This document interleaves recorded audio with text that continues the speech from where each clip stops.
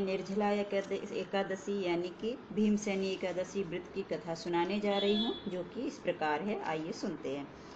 श्री भीमसेन बोले कि हे पितामह, भ्राता युधिष्ठिर, माता कुंती, द्रौपदी, नकुल और सहदेव, अर्जुन आदि एकादशी के दिन व्रत करते हैं और मुझसे एकादशी के दिन अन्न खाने को मना करते हैं। मैं उनसे कहता हूँ कि मैं भक्ति पूर्वक भगवान की पूजा कर सकता हूँ और दान दे सकता हूँ, परंतु मैं एकादशी के दिन भूखा नहीं रह सकता हूँ। इस पर व्यास जी बोले, हे भीमसेन, यदि तुम नरक को बुरा और स्वर्ग को अच्छा समझते हो तो प्रत्येक मास की दोनों एकादशियों को अन्न ना खाया करो। इस पर भीमसेन बोले कि हे पितामह, आपसे प्रथम कह चुका हूँ कि मैं एक दिन भी बिना भोजन किए नहीं रह सकता हूँ। फिर मेरे लिए पूरे दिन का उपवास करना तो कठिन है। मेरे पेट में अग्नि का वास है, जो अधिक अन्न खाने पर शांत होती है। यदि मैं प्रयत्न भी करूं तो वर्ष में एक बार व्रत अवश्य कर सकता हूं। अतः आप मुझे कोई ऐसा व्रत बतलाइए जिससे मुझे स्वर्ग की प्राप्ति हो सके।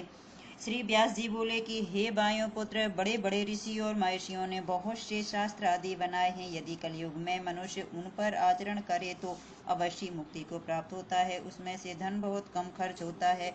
उनमें से जो पुराणों का सार है उसको कहता हूँ कि मनुष्य को दोनों पक्षों की एकादशियों का व्रत करना चाहिए। इसमें उन्हें स्वर्ग की प्राप्ति होती है। श्री व्यास जी बोले, हे भीमसेन, कृष्ण और मिथुन संक्रांति के मध्य में ज्येष्ठ मास की शुक्ल पक्ष की एकादशी होती है, उसका निर्जला व्रत करना चाहिए। इस एकादशी के व्रत में स्नान और आचमन में जल वर्जित नहीं है, लेकिन आचमन में 6 माह से जल से अधिक जल नहीं पीना चाहिए।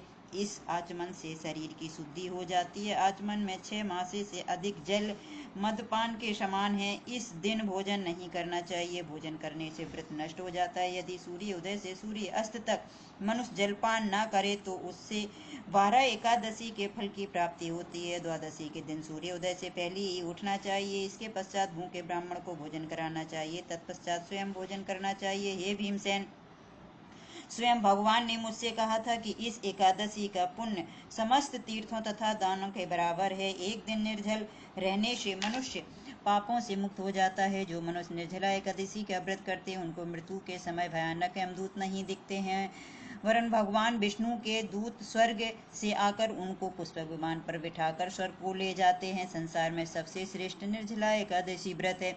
अतः यत्न पूर्वक इस एकादशी का व्रत करते रहना चाहिए। इस दिन ओम नमो भगवते वासुदेवाय इस मंत्र का उच्चारण करना चाहिए। इस दिन गोदान करना चाहिए। इस दिन एकादशी को भीमसेन या पांडव एकादशी भी कहते हैं। निर्जल व्रत करने से पहले भगवान की पूजा करनी चाहिए और उनसे विनय करनी चाहिए कि हे भगवान, आज मैं निर्जल व्रत करता हूँ। इसके पूरे दिन भोजन नहीं करूँगा। मैं इस व्रत को श्रद्धा पूर्वक करूँगा, उससे मेरे सब पाप नष्ट हो जाएं। इस दिन एक बड़े वस्त्र से ढककर स्वर्ण सहित दान करना चाहिए। जो मनुष्य इस व्रत के अंतरकाल में स्नान तप आदि करते हैं उनको करोड़ फल स्वर्ण दान का फल मिलता है। जो मनुष्य इस दिन यज्ञ होम आदि करते हैं उनका फल वर्णन भी नहीं हो सकता है। इस निर्जला एकादशी के व्रत से मनुष्य विष्णु लोक को जाता है। जो मनुष्य इस दिन अन्न खाते हैं उनको चांडाल समझना चाहिए, वे अंत में नरक में जाते हैं। ब्रह्म हत्यारे, मद्यपान करने वाले, चोरी करने वाले, गुरु से द्वेष करने वाले, असत्य बोलने वाले इस व्रत को करने से स्वर्ग को जाते हैं। ये कुंती, जो पुरुष या स्त्री इस व्रत को श्रद्धा पूर्वक करते हैं उनके निम्नलिखित कर्तव्य हैं। उन्हें सर्वप्रथम विष्णु भगवान की पूजा करनी चाहिए। तत्पश्चात गोदान करना चाहिए। उस दिन ब्राह्मणों को दक्षिणा मिष्टान आदि देना चाहिए। निर्जल के दिन अन्न, वस्त्र, छत्र, उपहान आदि का दान करना चाहिए। जो मनुष्य इस कथा को प्रेम पूर्वक सुनते हैं व पढ़ते हैं उनको स्वर्ग की प्राप्ति होती है। बोलिए श्रीमन्नारायण भगवान की जय। एकादशी मैया की